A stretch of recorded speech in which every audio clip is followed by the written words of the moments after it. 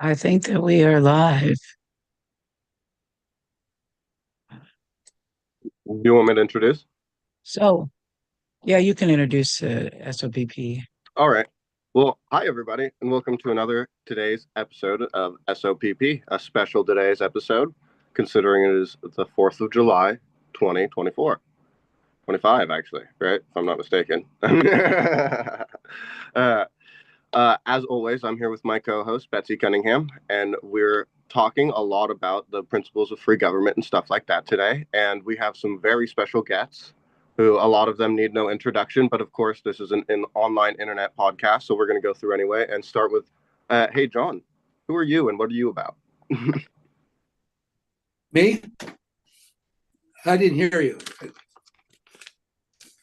Did you ask me? Yeah, we're asking for introductions, but Okay, all right. Okay, yeah, I'm John Hunter. I'm president of Community Rights Douglas County, and we've been meeting for about five years, going up and down as things go in Douglas County, and we're our our emphasis is really trying to work together to build up, the community, strengthen up the community because, and it's obvious now more than ever that we're we're controlled, by by the power, of the corporations, and the only way for people to really start to get their power back is, is at the individual, communities, and we emphasize that with the social and environmental work. And this, because of that, what we're going to be talking about later today about the statement of principles of free government. With Zach's help, we have developed this and kind of a way to get discussions going amongst people and trying to find a lot of common ground for everybody to kind of unite around, because we have to work together to even have any chance at all. So anyway, that's what I'm about. and well, and we're just going to go through the list, and I guess that leads us on to Zach. Howdy, I'm Zach, born and raised in Roseburg, Oregon. Been a Southern Oregonian for most of my life. Um, I am an historian in training, I like to say. I'll be at the University of Oregon in the fall, working on a PhD on the Neo-Odessa community, which used to be uh, in the Glendale area in the 1880s. Um, and otherwise, I've been involved with Community Rights Douglas County this year, and I'm also affiliated with the Institute for Social Ecology, historically based up in Vermont. Heck yeah. Well, thanks for coming in, guys. I know I've been keeping up with community rights for forever, and it's good to have you guys on the show finally. And again, going through my list of people is Melissa. How are you doing, Melissa?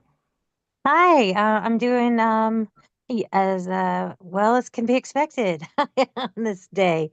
Um, a little bit about me. I'm fairly new to Douglas County, been here about a year and a half, and came from Eugene, and am involved. I'm on the Ways and Means Committee of the Democratic Party of Douglas County. I'm also an active member of Indivisible Douglas County and a member of Community Rights Douglas County. Betsy, do you want to go talk about what you have in store for us today? Because I know you're on the list too. Betsy, are you there? I said, is Max on the list or did he fall out? Oh, Or he's does he just not on the know? last one. He's the last on my going I'll through the just rows. talk. I'll just talk when you get to me when you're done with the intros. Understood. And Max, what's up, buddy? Are you there? Guess he's hiding. I guess so. Well, if you get your stuff to work, we'll come back to you. But we're gonna keep going on, and I'm gonna hand this off over to Betsy because I know they have a stuff for us. Yeah, okay, so just prepared a little bit of PowerPoint presentation just because this is a 4th of July Independence Day, which kind of motivated me to actually do this on the spur of the moment. And I am going to do that. Did everybody see that? I'm assuming. Yes. Alrighty. So I'm not going to go into the history. You can just Google it. If you want to go into the history and what led up to the Declaration of Independence. But this is, this is, I think, one of the more important aspect of what it says is when in the course of human events it becomes necessary for one people to dissolve the political bands which have connected them with another, and to assume among the powers of the earth the separate and equal station to which the laws of nature and of nature's God entitle them. A decent respect for the opinions of mankind requires that they should declare the causes which impel them to the separation. And I think the discussion is going to have, something to do with this whole idea, when we get through the PowerPoint, to think about, how does this apply to today? What does it look at? And we know a lot of people, want to run under the banner of the Declaration of Independence as well as the Constitution, but I'm not sure that without the historical context or looking at it now in the context of today, which is an ever-changing world. Um, so the philosophy of government was one of the big things, and it was out of the era of enlightenment with a lot of philosophers, like with John Locke, and that it asserts the entitlement ideas, which are the natural rights or the, God-given rights or the inalienable rights, no matter, how you want to, call them. And I think these are kind of the whole idea, I think, of a lot of the structure of people believe the structure of government is. Whether it actually is a different story. So the life, liberty, and the pursuit of happiness, we all know that. The government's role is to secure these rights and the right of people to alter or abolish oppressive governments. And I think that's I think that's where we are, clearly at this point in time in the United States is the latter. And then the philosophy of government, we hold these truths to be self-evident that all men are created equal. They are endowed by their creator with certain unalienable rights. That among these are life, liberty, and the pursuit of happiness. To secure these rights, governments are instituted among men, deriving their just powers from the consent of the governed. That whenever any form of government becomes destructive of these ends, it is the right of the people to alter or to abolish it and to institute new government, laying its foundations on such principles and organizing the powers in such form as to them shall deem most likely to affect their safety and happiness. And so that too is one of the passages that probably most people remember if they remember it anything. And the Declaration listed a list of, I think, 27 or so grievances against the King George III, I believe it was, imposing taxes without consent, dissolving colonial legislatures, keeping standing armies in peacetime. And I find this very interesting of our times right now, and denying fair trial by jury. So all of these are applicable. And the Declaration of Independence is free and independent states with their own power to wage war, form alliances and trade, and break political ties with Great Britain, specifically in the Declaration, but that's that philosophical belief that all humans, notwithstanding the word men in the documents, have the right to do that. So anyway, so the legacy and the significance. Anybody have any comments or? Well, actually, I do, because I mean, this does go into the bigger aspect of what we're saying. I mean, I know in the other a couple of episodes ago we were talking about the rights of the people, and what was it? It was the rights of to, express yourself, to protest and resist. And I mean, that goes into what we're talking about now, which is a perfect conversation because, if we go through the preamble and like actually tear that apart with some of the other things that we've deconstructed in the other slides, it's just a perfect representation of why, people aren't supposed to have guns to impose their will and protect themselves. Frankly, they're supposed to be able to depose a tyrannical government. You know what I mean? They are the last lifeblood, is the revolutionary means of the people. And problematic wordplay aside, because you're right, the Declaration of Independence being written by white men so long ago is full of way wrong, accurate, just wordage. But was saying that, the core concept in me, it was in the second sentence, I think it was, to disband, if you disband what was happening at that point, to break the political bonds of Great Britain. I think it's a different kind of justification at this point, because at that point, we were being ruled by a government so far away, but it's still at the same time they are abolishing life, liberty, and the pursuit of happiness. I mean, I think in a future episode we're going to talk about the Medicaid cuts that are coming with this great, ugly, beautiful, great, horrible bill, this annulus horribilis, But now it's not longer providing life. That's for sure. Not for a lot of people. That's right. I have a question. And am I on mute? No, you're good. Okay. And this might be a silly question. When we speak about the Declaration and free and independent states, are they referring, do you think, in that case, to nation states, not to individual states within the United States? Is that any constitutional scholars here? I'm assuming they mean nation states, free and independent states, because I'm looking at this with the power to wage war, form alliances, and trade. That would be very interesting if it meant that the states' rights movement had those rights to wage war. That's why I think maybe that means nation states. But that just caught my eye, and I thought states have the right to wage war, so that's why I was thinking it must be nation states. Well, I saw Zach shaking his head, so I'll let him go ahead. And this is a free form conversation, guys. Don't feel free to say, "Hey, I've got the answer to that." Okay. Well, so the nation state, I think we often conflate with states as such. Here in the United States, when we often say something is a state, we typically think of it in terms of member states, which would otherwise be called provinces of the United States, the Federation. And that Federation of the United States, we would say, is the nation state.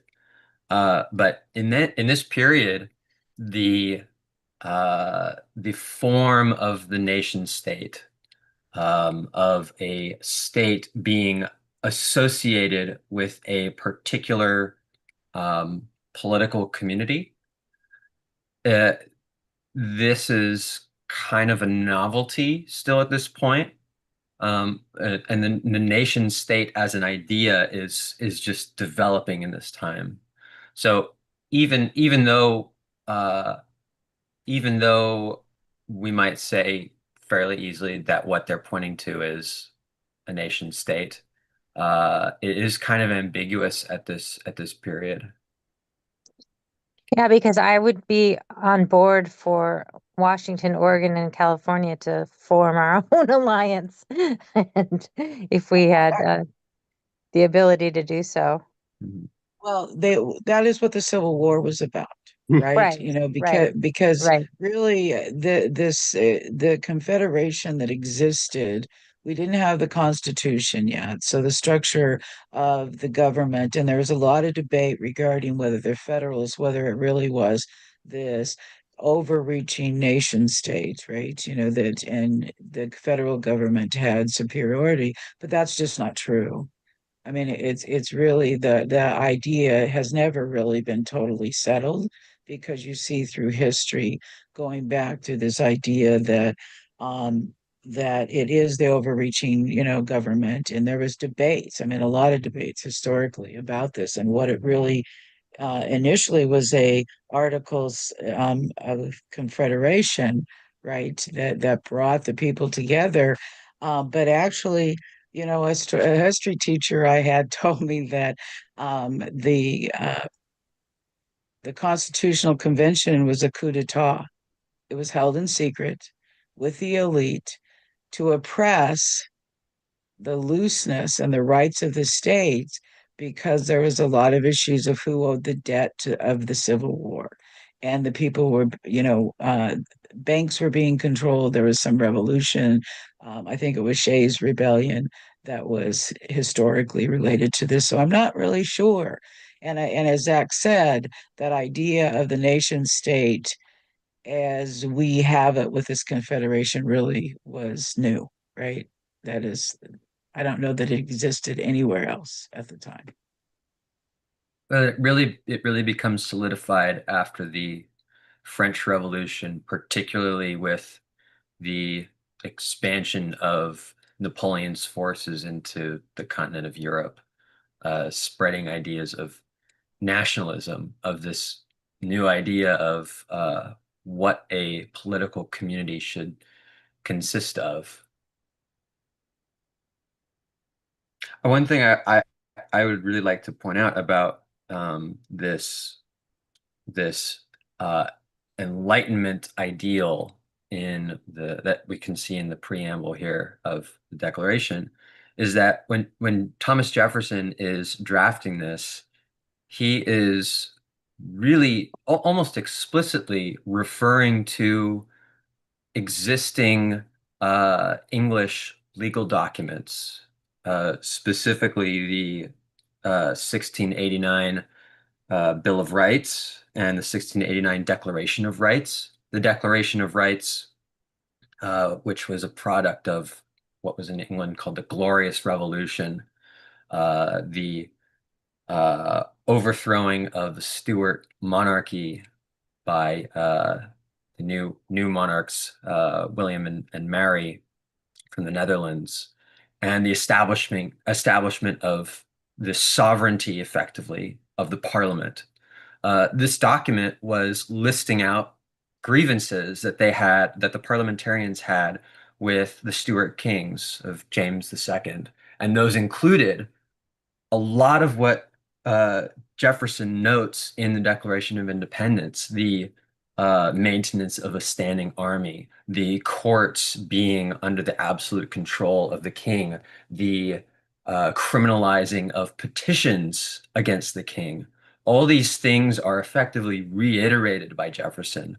So they're not so new in the Declaration of Independence for us, but they are very much in this spirit of English Revolution that went back over a century, that these American revolutionaries are finding themselves to be the torch bearers for.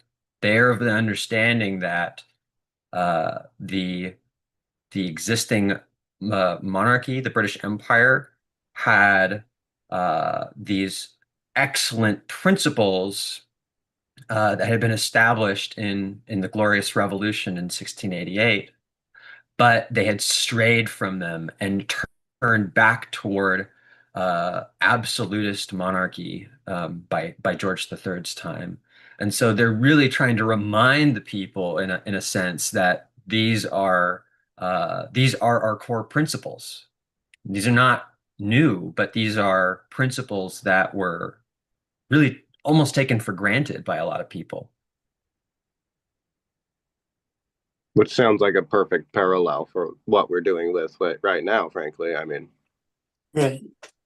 a lot of what we're taken for granted are about to be stripped away. So if anything, I think there should be a second revolution. I think that's something that we can profess to see, is exactly when rights and liberties are stripped away, especially when a lot of those are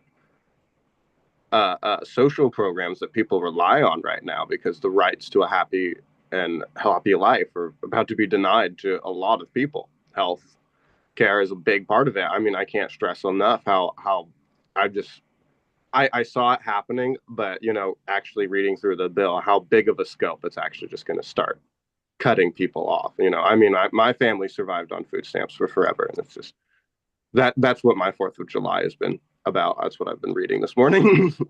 Yeah, same with me. And I think it's also really important to understand where we are now in terms of this private executive branch military. We call them the American Gestapo, known as ICE, and the chilling effect that has on dissent. Do we have the right to air grievances? When people who will simply write a letter in a college academic newspaper, then lose their rights with no due process, are deported, and the threatening of, it's not deportation of American citizens. We're not being deported, we're being extricated. I don't know what else. It's rendition, I guess. Um, but a lot of the things that are in the Declaration of Independence, what we're going through right now, I mean, those things are effectively gone or in the process of being eliminated. Well, and I think this really just goes back to what Zach was talking about. It's the apathy which runs through the American people right now. I mean, I know that there's us on here, but frankly, I mean, ever since I've been getting involved in politics, which was about the 2014, 2015 area when Bernie Sanders started his run, was, there's just an amazing sense of apathy throughout the entire political spectrum. People don't want to get involved because they feel like they can't make a difference. But then when they don't make a difference, this is what we're left with, is we're left with the worst of the worst. You know what I mean? We're left with literal neo-fascism. You know what I mean? They don't call it fascism, but that's effectively what it is. Because I agree with you. Going through that bill, they've expanded the ICE budget, but they've shrunk other departments down. So it's like, wow. I mean, if they're really just taking people off the streets for, because they think the color of their skin is indicative of crimes or their citizen status, I think that just goes way in one direction. And it is what Batsy brought up. That's one of the things that they listed on the Declaration of Independence. I've already seen so many stories in the news of people not getting fair jury trials and then being shipped out of country. And then they're supposed to be getting ones, but hey, guess what? They're not in the country anymore. So. And I'd be curious because I'm not very familiar at all with the Declaration of Independence or our amendments, sadly. But this so-called path to citizenship, and when did that really come into being? Because all the comments I keep seeing in terms of people being deported or being disappeared are, well, they should have come here legally. Well, one of the problems with that argument is you have this American Gestapo, the ICE, arresting people as they go to their immigration hearings. And so I think we need to remember I can trace my ancestry back to 1640 coming to the United States. My ancestors came, they stole land from native peoples, they developed properties. I have slave owners in my family tree. And so this whole idea of coming here legally on stolen land is fairly ridiculous. And I'd like to know, Zach, maybe you can talk about this, the idea of citizenship in the Declaration of Independence. Um, I mean, we talk about birthright citizenship, and now that's perhaps gone. But does the Declaration of Independence address in any way what it means to be a citizen? Who is a citizen? The answer is no. The Declaration of Independence does not address that. There was, who was seen as citizens after the Constitution, But actually immigration laws as we encounter them now happened in the 1800s. And actually, I believe the first target were Chinese immigrants. And Yeah. so it's not even, initially constitutionally that designation. And we had what you would call open borders after Yeah. the formation of the United States. There was not that discrimination based upon country of origin or any other thing that I'm aware of. And there were certain points of hesitance about, especially French people in the early United States, particularly because of the revolution underway after 1789 in France. There were French people who were agitating in the United States and who were approaching Washington and were looking for U.S. aid for the revolutionaries, and this became a serious dilemma for the early presidents, early politicians of the constitutional United States, and it ultimately is the kind of agitation that led to the Alien and Sedition Acts under John Adams, which were rather persecuting of uh, foreigners and have been used since to explicitly target immigrants, especially in cases around like First World War, um, placing restrictions on Chinese immigrants, on Jewish immigrants from Russia and Eastern Europe, and many others who were considered to be subversive. Hmm. I have another quick question. And this is maybe it's a dumb question, but in the Declaration when it says "we the people," is there ever a definition of what who we the people are, or are we just to assume it's supposed to be landowning white men? Well, in my opinion, one has to really think of the Declaration of Independence the beyond the 13 colonies, what will become the United States. Very much like Thomas Paine's pamphlet, Common Sense. It's not it's not only an argument being made for the case of the Americans, but it's more of a general document the uh, about the criticisms of the monarchy and an argument in favor of republicanism generally. And so the people in the case of the Americans would of course apply to the colonial white Americans primarily. Um, but the people is broad enough to also apply virtually anywhere in the world.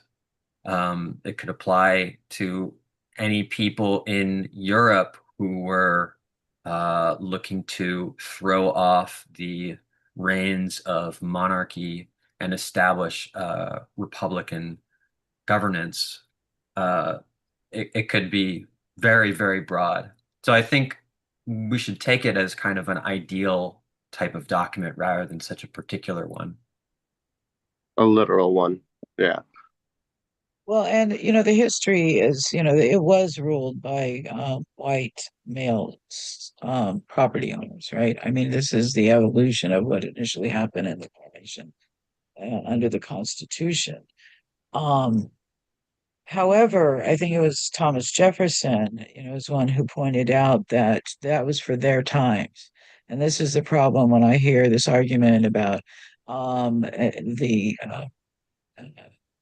commitment to the Constitution as it was written, because it wasn't even intended by the founding fathers not to evolve based upon where people evolve. And so, I do think I agree with you, Zach, that we have to look at it. And the reason I, focused on this because if you look at it in the historical context, some of my lefty friends are going to say, oh, well, this did this, invaded, did this and this. It's all well and good, but we're dealing with this as a practical matter in today's existence because this is what, people utilize. But I think we also have to make it clear that it has evolved. It no longer applies to just white men who own property. Yeah, Um, it's so right, Betsy. It's if it's not a living document, how do we have amendments? right. Um, so it's the philosophical idea that if you just, remove the word men, and assume that men means humankind, I don't know. I think the ideals are great, right? And the ideals are even what your principles of free government are based on, right? That this whole philosophical idea is we have the right to determine it. What role does government play, right? Government to me is far overreaching on many issues.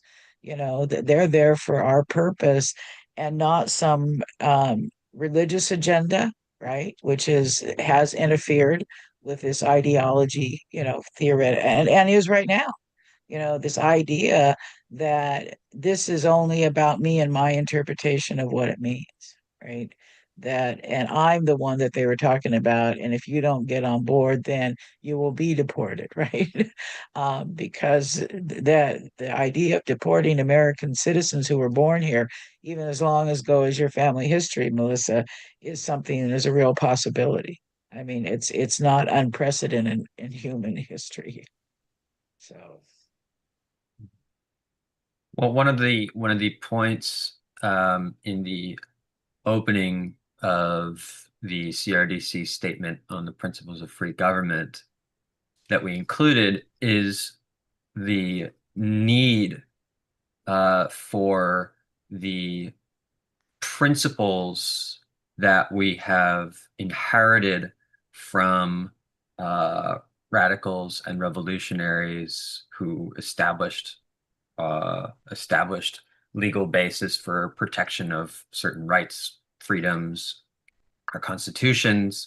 In every new generation and in every particular place, we need to continuously re-articulate what those principles are, and to put them in contemporary terms, to understand that conditions have changed over the last 100, 150, 200, 250 years. And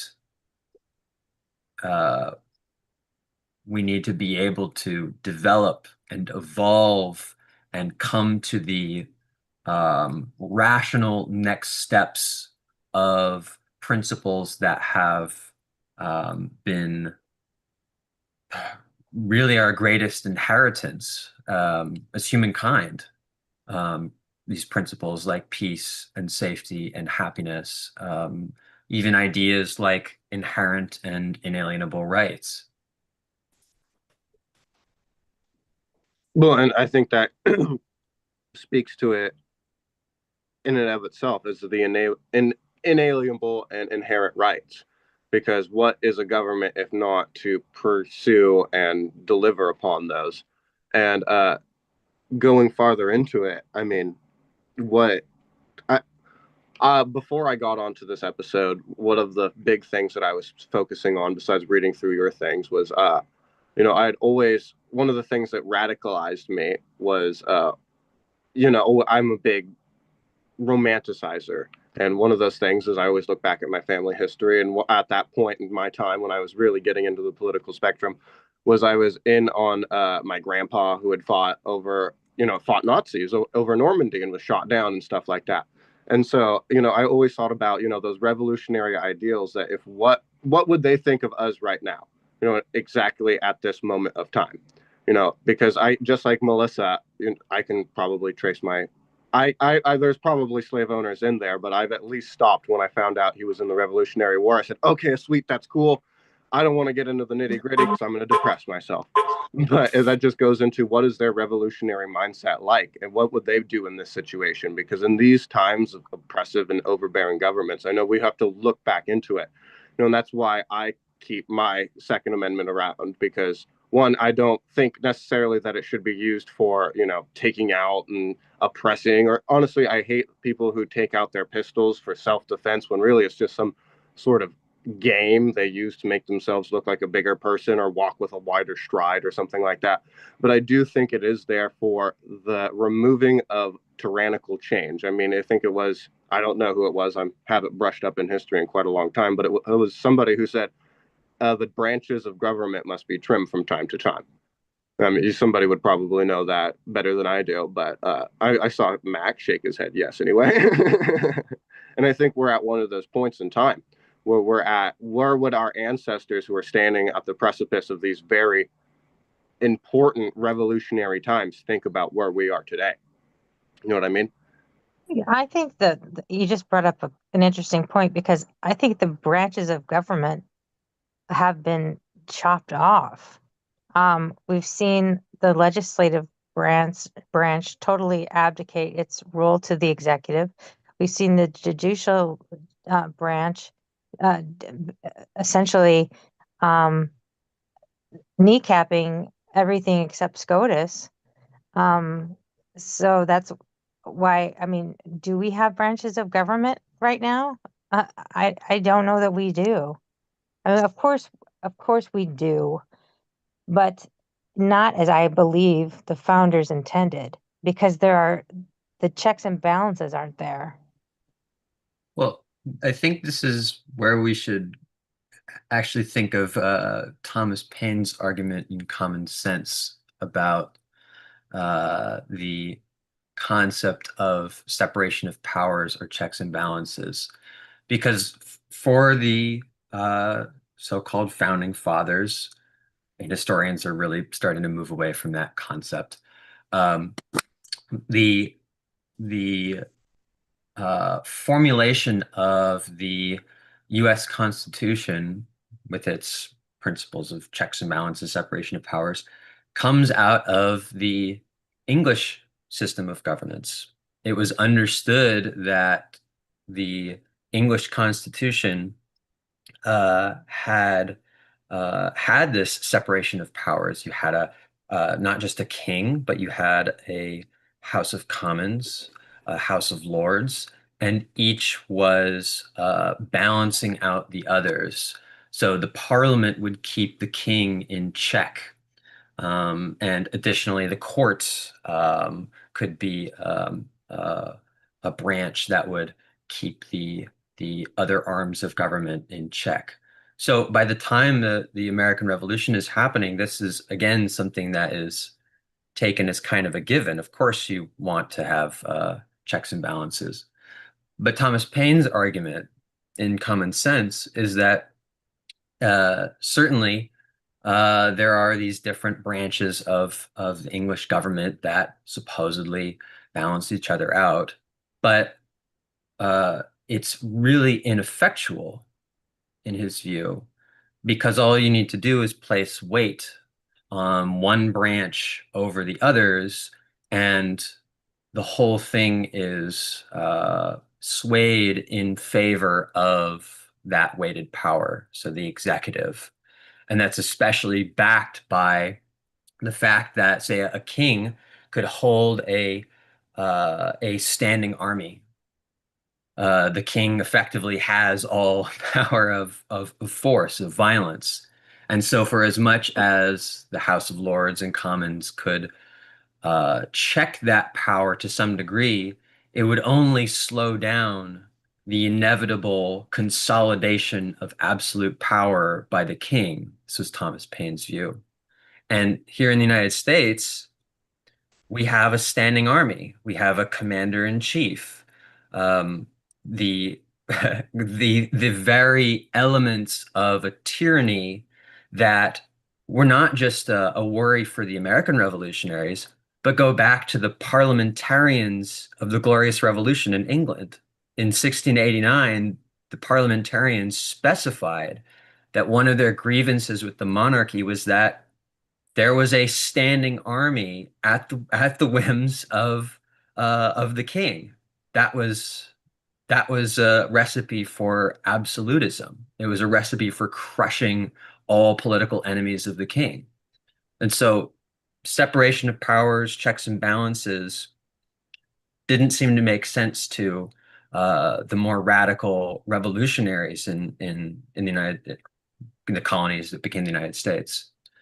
So I think it would be wise of us to not simply uh, think that so-called checks and balances were um, a realistic way to curtail the consolidation of executive power.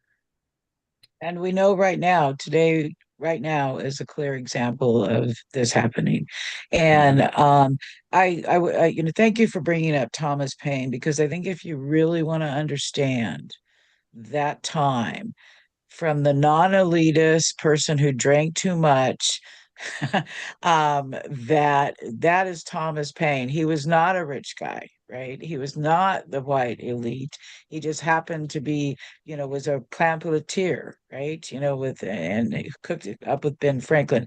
Fascinating story if you read, and he was also credited with helping to facilitate the French Revolution, because he left this country and he was actually from England, as a younger man. And so you're absolutely right. This idea of anybody, and the big debate around the Constitution even was no executive branch, right? Which is called the executive branch for a reason. Because of that, the ideas that these people understood, that it was a risk they took and a risk that we're paying the consequences for right now, because of that political ability to just acquiesce to the king or the president, Mhm. right? On both sides, on the judiciary. And, and this is a great conversation, and it's something that maybe we can talk about some other time, go more into depth about that whole thing, particularly and then leading to the Constitution. But I don't want to leave out the stuff about the principles, that what do we do about where we are now? We have protest, all well and good. We're going to try to vote on our current system, but we really need to be thinking about that idea that there is a time where you actually have to change the system fundamentally, in order for the natural rights of humans to continue, to exist. So I think that's kind of what you guys are doing with the principles of free government, right? Was one of you going to read the whole thing? Did you read the? I'm happy to read the whole thing. Shall I put it on screen? You can. Right.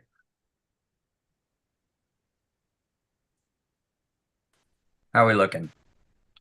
Good. All right. So I can read the whole thing. So this is our statement on the principles of free government from Community Rights Douglas County. All free governments are founded on the authority of the people, and they are instituted for the peace, safety, and happiness of the people, for the establishment of justice, maintenance of order, and perpetuation of liberty. It is necessary that these principles be articulated by the members of each community, forming an ethical soil from which social life can grow. Peace. We recognize the basis of peace to be good neighborly relations. A principle of neighborship extends to mutual respect and help, to familiarity with one's fellow community members, and to hospitality toward both longtime residents and newcomers in a community. Rather than being a busybody, neighborship entails both attention to the distinct needs and desires of community members and what needs all share in common. We understand that peace is impossible so long as our neighbors live by precarious means or in poverty. An instituted community, a society, is obliged to uphold an irreducible minimum living standard and distribute material surpluses to those in need, to eliminate poverty rather than people. We reject simplistic friend-enemy distinctions and recognize the flexible, even ambiguous boundaries of the community. We affirm the freedom of movement, of the ability to join, leave, or stay with the support of the community. Safety. We recognize the foundation of public safety to be social infrastructure, providing aid and access to essential needs, as well as defending the well-being of the community. A safe community is one in which decent, secure housing and quality food are available for all as basic standards, and public health is supported by community-sponsored medical care for every resident and any visitor in need. Safe physical infrastructure of the community affords greater freedom for intra-community travel, reducing automotive vehicles to a minimum, and stitching neighborhoods together with a network of protected routes for pedestrians, bikes, scooters, and other forms of transportation. A safe neighborhood is not isolated or gated, but multi-purpose, fostering greater activity and neighborly familiarity. We reject urban sprawl in favor of close-knitted communities. So too is a safe community an ecological community, attentive to the specific conditions and needs of the non-human natural environment with which we live and upon which we depend. Happiness. We recognize the importance of going beyond mere need to create a desirable community.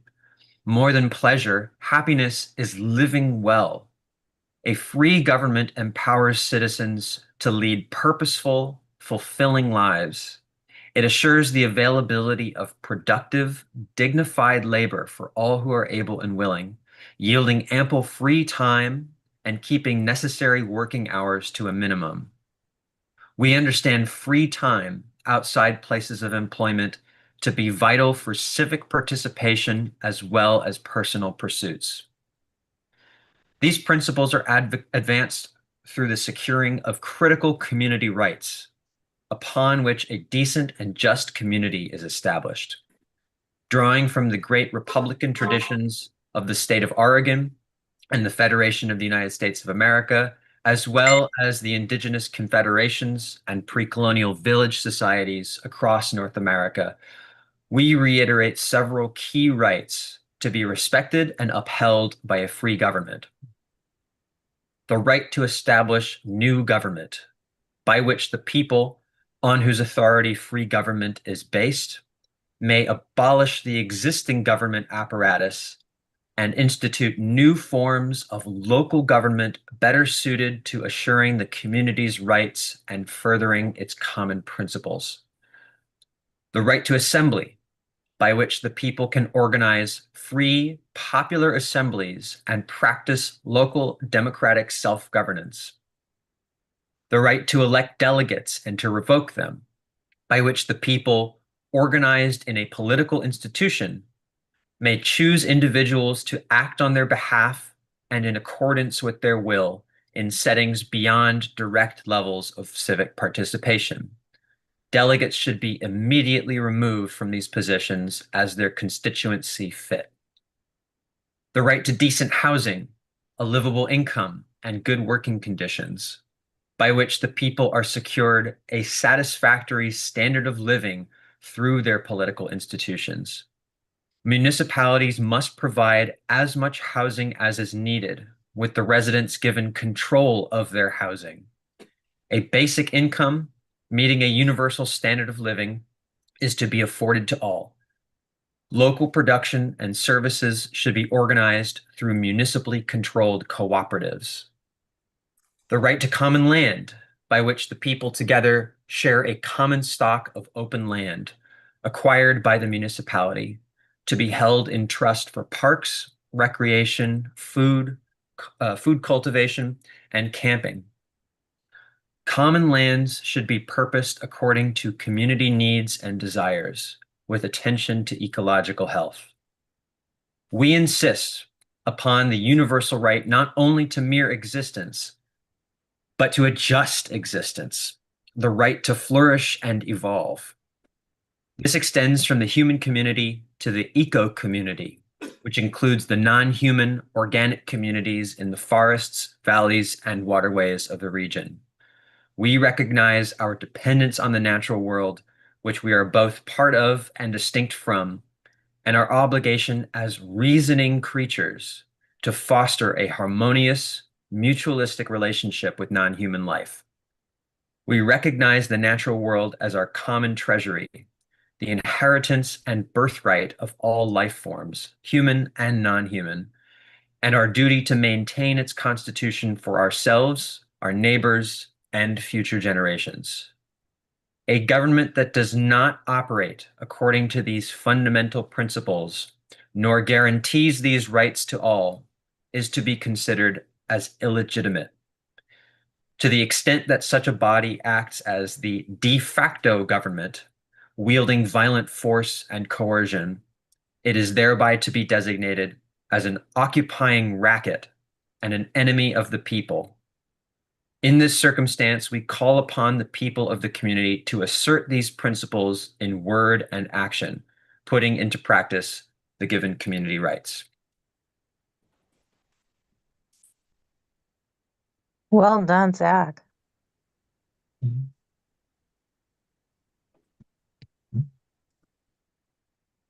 So where are you going with this? I mean, this is here only right now, and uh, you're trying to get the word out, the information out there, start discussions.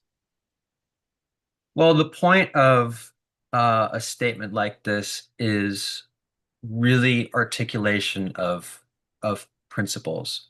I think what we hear very often from um, American progressives, those who call themselves progressives, and even a lot of people who might call themselves nominally socialists. There is often a lack of sense of what to do. There's this old question in the Russian context of what is to be done. We're in this situation, and what are we supposed to do about it? And I think that question gets raised very frequently because our education, if it could be called such a thing in the United States, is very lacking. We take federal forms, we take the form of the state as it exists as a given. And it's very difficult for anyone to think outside the the form of political practice that is calling your representatives or getting people to sign a petition. These are certainly fine things to do, relatively speaking, but when we are up against a monopoly of violent force, and when we have so-called representatives who really are not beholden to the people in any serious regard, many are more beholden to rich lobbyists or billionaire donors, or even foreign governments at this point, and their lobbyists. When that is the case, merely petitioning, merely calling your representatives and begging for them to do something really isn't enough. And I think that what's missing is the premise to start thinking about new forms of politics, new forms of governance, which are really not new, but are new to us. And in the United States, we have a history of direct democracy. We have a history of town meetings, popular assemblies, the things that built the American Revolution. It was not just founding fathers, but communities of a lot of farmers, people living in rural and urban environments in places like Massachusetts and the Carolinas and Virginia, these town meetings, that the tendencies toward the um, opposition to absolutist monarchist rule really emerged from. I mean, I would attribute the American Revolution far more to those tendencies than to, Thomas Jefferson, James Madison, George Washington on their own. They really emerge out of it and are uh, they are products of it. And I think we've lost that in our sense of American history. That direct democracy is the basis for freedom. Um, uh, and I think we are so inundated by what gets called democracy. Joe Biden will go on television, or Donald Trump will go on television and say, this is democracy. We're protecting our democracy and our foreign policy around the world. We're working in the interest of democracy, empowering democracies, when this is not really what's being put forward. This is not really what's being embodied by present forms of state governance. And so I think that crucially, we need foundational ideas. We need to be reminded of these principles that we have inherited from revolutionaries in the past, and begin to think differently. I think that is the basis for really reconsidering how we go about even conceiving politics. And the best place to do that is here locally, right? Exactly. That looking at that implementation, I was thinking about the idea of, what they call mutual aid or self-help or that kind of thing, that looking at some of the problems. I'm going to just say homelessness because I'm familiar with that, or anti-poverty issues, that there's a lot of things even the city of Roseburg, the county could do, right? If they looked at these principles, if they started to recognize these kind of rights and what they really mean for the everyday people, not just the elite. And there's ways to do that.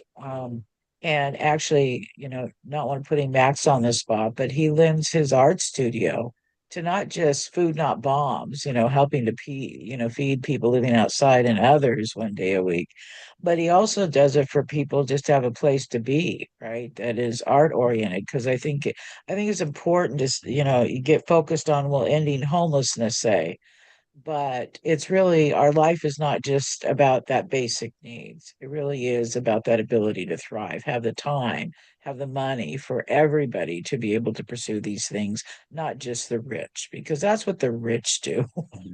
Is pursues these interests that they can afford to pursue and the rest of us can't.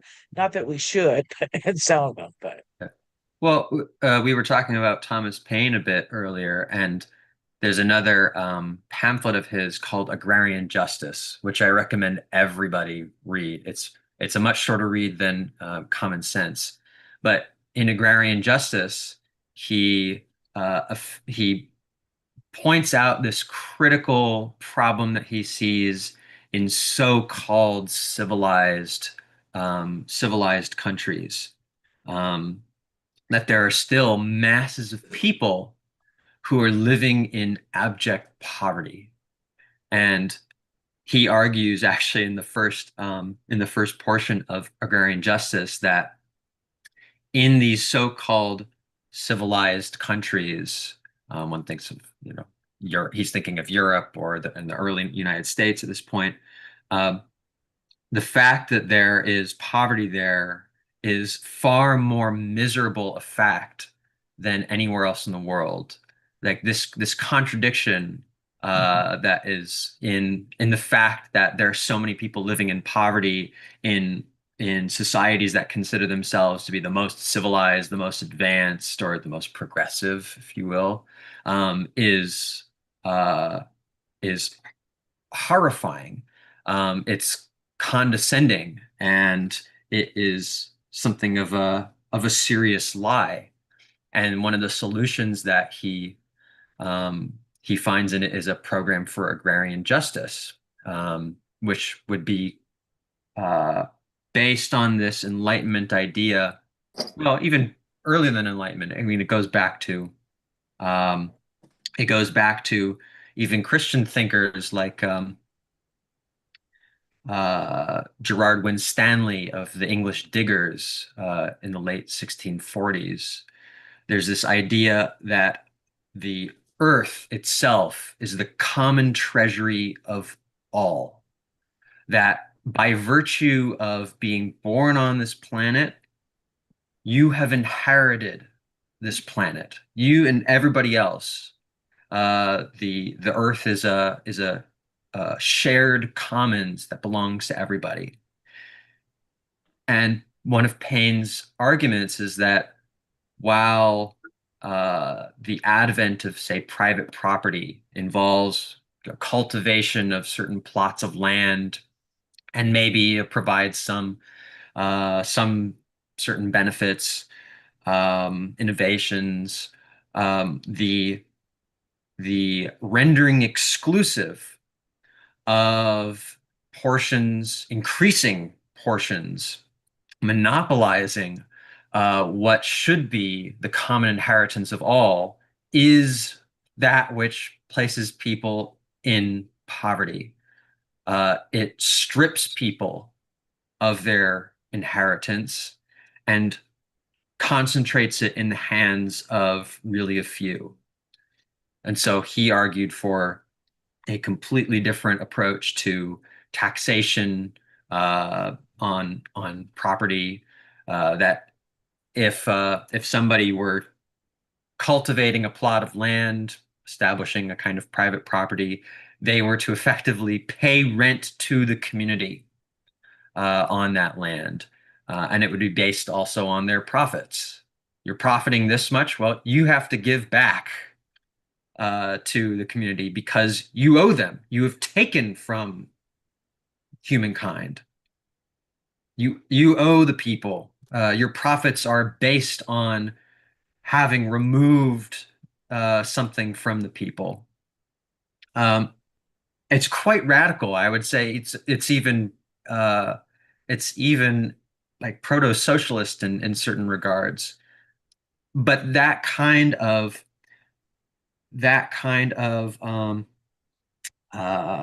thinking often gets lost in your typical American history courses, your American government courses. You're not going to be learning this in your government class in high school. You're not going to be learning this in American history class in high school, despite Thomas Paine often being considered a kind of founding father. Can I jump in? Yeah. I want to just say we have this great document now. I think what we need to do, and I'm speaking of we as Community Rights Douglas County, is to identify some actionable items that we want to take on as an organization. Whether that is joining forces with the newly formed Douglas County Food and Resource Coalition, whether that is mirroring what Lane County, Community Rights Lane County is doing with trying to get watershed rights. But we can sit and talk about the academics of this until we're blue in the face. And it's a great history lesson, but I think we absolutely need to identify goals, things that we're going to actively be working toward in the community.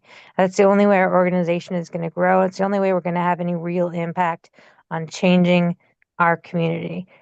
So I would challenge each of us to come up with a list of ideas, actionable ideas that our organization wants to pursue, that we can bring to the table at least.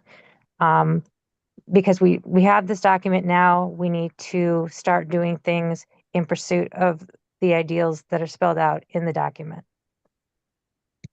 I think you're right, Melissa, but I don't think it's just limited to community rights because, in regard to like housing for Umpqua, which is revitalizing ourselves. That is kind of the driving things that we have done, even when we started, is to point to what we can do in a local community. You know, what we can do here to solve homelessness, because homelessness in Douglas County can be solved, period. It can be solved without government money, period. We just don't do that. And I think we have to take the lead to set the example of the things that we need to do, but we then need to start pressuring the government that is our government to actually, provide the assistance to do that in a way that it can actually affect the circumstances. Because that's what's going to need in housing. That's what's going to need to do regarding making sure everybody gets fed. And I'm going to argue always that if they had their own house, they could feed themselves at home, right? And they should be able to feed themselves at home. If they want to collectively go eat with people, that's all well and good. People do that, and they should if they want to. But we force people who are living outside to go to charities in order just to sustain themselves with food for the whole month. And so we need to actually do both. We need to do that kind of work to help make sure people are not abused by the system, which is what Housing for Sumco is going to focus on in regard to homeless, but also that people have places to, at least eat once a day, right? And there's not places that people can safely go once a day here in Douglas County to eat, period. Nowhere, nowhere. So those are things that are within our capacity as a community. And then the next step really has to be is dragging our city government, our county government into being responsible for those things. And if you look at our government locally, the county government, and what the timber industry has done as far as not just the forest, but the economics, we have one of the worst economic situations than any county in Oregon. Douglas County does. And so these are things that we can start doing, individual things like feeding people, like making sure some basic needs are met, but we also need to do the other step, right? This is about what our collective government does, not what we individually do when we have the time, energy, and the resources to do it. So I think both, and I think you're right, we have to start doing so. I would also encourage people to look at what Housing First Umpqua is doing and will be doing now that we have, someone that's going to be, doing outreach for us.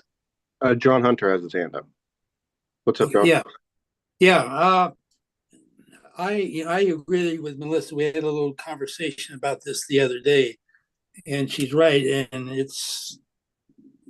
this is a document that we started to try to create ideas. But we're supposed to we're going to have a Zoom meeting next Thursday. So anybody that can attend, we can we can discuss this, a little bit more about, the watersheds is a big thing too. It's something I've always dreamed about, but I think it's good for us to decide on a couple of issues.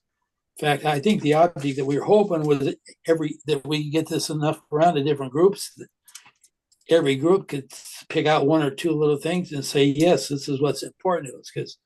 Because I know I showed this to Melanie and Julie at the watershed's office, and they were really impressed by it. And what really got their attention, of course, was the mention of ecological issues, which is not mentioned. Of course, it's never mentioned in something like the Declaration of Independence.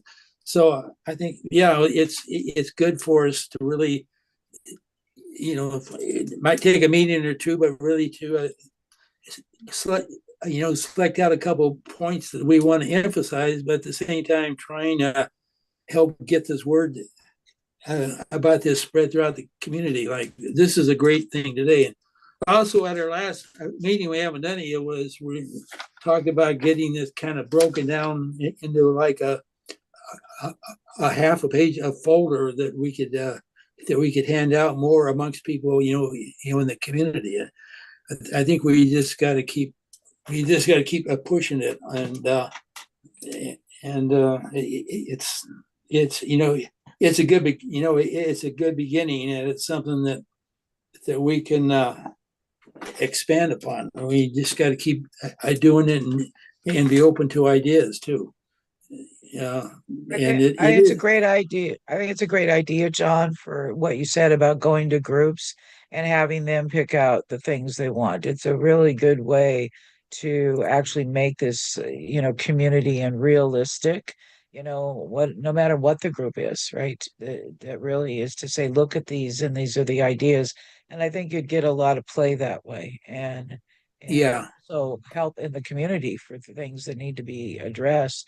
And our local government is not going to address them, and our state no, and no. federal government's not going to address Yeah, yeah. I think we've got to, that's like this watershed thing. I want to discuss some more at our meetings, that's something that we can really address to our local governments. And, and there's, you know, and same with the homeless thing. So you know, I, we can discuss this more at our meeting on Thursday, but yeah, I want us to be open to meet with other groups. And to me, it was great at our last meeting that Ryan, what's her name? Berryman.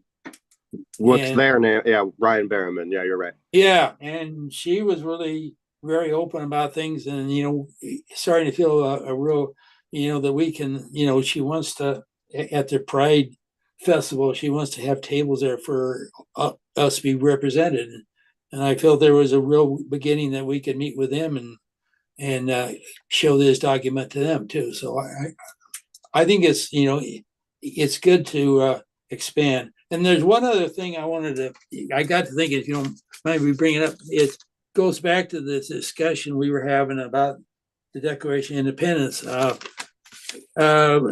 Betsy's probably familiar with this. Community rights, basically through our parent group, the Community Environmental Defense Fund, the CELDA, they have developed a democracy school. It's about a 2-day thing about getting really into more details about what we were discussing earlier. You can find out a little bit about it on their website, but if we want to continue this more, we can talk about setting up. It can be done online. It could be a 2-day thing, a further discussion about the Declaration of Independence and the Articles of Confederation, and it's something we can think about. It'll cost some money, but to me, it was a really inspiring thing, and if we got enough people interested, I think it would be a good thing to have in Douglas County. So. I think you're right. And although I've not attended that, I have watched a lot of I was in first following them when they were the community legal environmental defense fund. And a lot of that stuff, they make it on land use issues. There's a lot of stuff that they go to that would actually be very useful for people to do, and would inform them a lot. I have a lot of respect for that organization and the information they provide, because you Melissa can said her hand verify up. it. Yeah. Oh, I was just going to say I'm struck by this conversation and the fact that we have people who are here representing so many different groups, and this kind of goes back to Zach's document. But I think today being July 4th, it's rather poignant because I feel like we're making our own declaration of interdependence and how we foster partnerships and mutual aid in furthering the goals of housing justice, environmental justice, and things like that. So I would say today is our declaration of interdependence in working toward these mutual goals.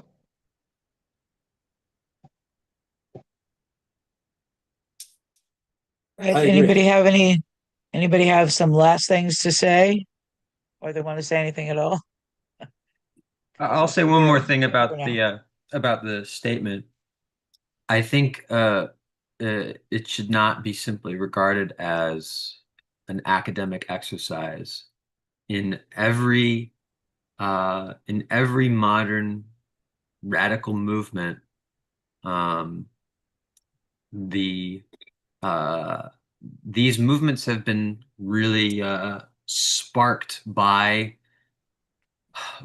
literature, by consciousness raising, by educational groups.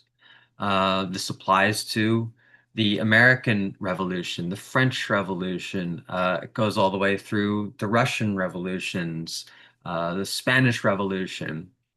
Uh, there are apocryphal tales of like French revolutionaries in the 1780s who had had been distributing pamphlets so far and wide that the guards at the Bastille on the day it was stormed were transfixed on reading the revolutionary pamphlets of the day. Um, and I think that we can't forget that that action also involves education. Education is not just theory. It's not just what happens in universities, but education of the development of our own capacity for reasoning and critical thought and understanding the world in which we live, our own societies and ourselves, is part of a revolutionary project. It's part of social and political movements. And so to that point, I think programs like this one, STOP, like pamphlets, articles, reading groups are all very critical to developing that movement locally. And art and music, all of that has been the part of the revolution, very movements, and even just historically that has been true. So I think the message goes in all forms. I agree. I'd like to say, I thought this was a very appropriate thing today. I thought it was a good idea. We get to discuss the old and the new in a way. And it's, to me, as the oldest guy, the oldest person in this group here, it's pretty amazing to have to see younger people getting, in the discussion and how much they know. I mean, it's just great to listen to everybody. Yeah, it Yeah, gives me hope that the world will be around when I'm not. Yes. sorry. Well, thank you, Betsy and Kevin, for doing this. Yes. Thank you, guys. Yeah, you're welcome. Thank you for joining us. All right. Anybody else want to say anything? Yeah. Oh, Max, all right. Okay, well, we tried. Figure out my audio here. Are you guys hearing that feedback? Yeah. Okay, Sounds pretty cool though. that's pretty cool. Anyway, Yeah, I can't hear you. you can't hear me. No, you're good. And now, Okay, I just wanted to say thanks again too. I get a little bit, I like to listen to all of you, and I appreciate it. And just reading out that document of interdependence there, as we're calling it, I guess, Zach, was really cool. And I look forward to the next time we meet again, about this stuff and start doing those actionable things that you were talking about. Because it takes some planning and thinking and stuff, and so all that stuff. Thanks a lot. I really appreciate it. The Frog Lake Studio newsletter, or Frog Lake Studio journal, is still in the making.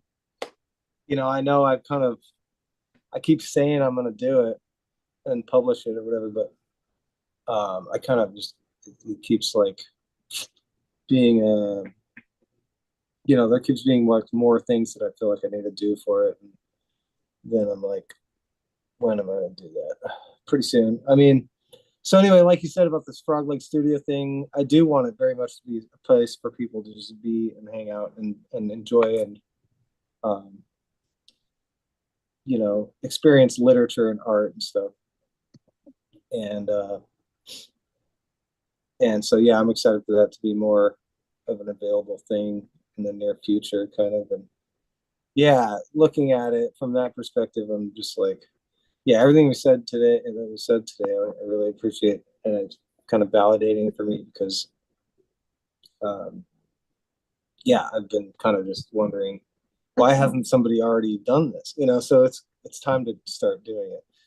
And like I think the other thing that I didn't think was mentioned was the need for like neighborhood councils. Zach was mentioning that to me the other day, and I was like, that's a good idea. And I think like that, and going to different businesses around here and stuff and establishments and just kind of getting their take on what, if any of this stuff makes sense to them, as people, I think most people kind of, hey, yeah, we should work towards something like that actually, works. And because obviously whatever is going on as like the standard or the common, status quos, it's pretty clearly not, gonna work. Anyway, thanks. Appreciate it. This is a great way to spend the 4th of July, and I hope a lot of people listen and, tune into this SOPP thing, because I think it's going to be pretty awesome as it keeps going, and to see it, people join the sensible dialogue that can be happening. So thank you. It happening very many other places. If anybody has any ideas, other places where this kind of dialogue is happening, please bring it to my attention, because I want to be a part of it. Definitely. This is great. This has been great. Thank you, guys. Yeah. I thank you. Yeah, thank you for the invitation. Glad to be part of it. Well, Yes. thank you all for coming and being a part of this really important conversation. I mean, I'm sure we'll all have you on again in the future for one reason or another. Thank you all for coming out. If you want to do something in the world, run for something, change it, apply a petition. Anyway, thank you for joining SOPP, and we'll see you next time.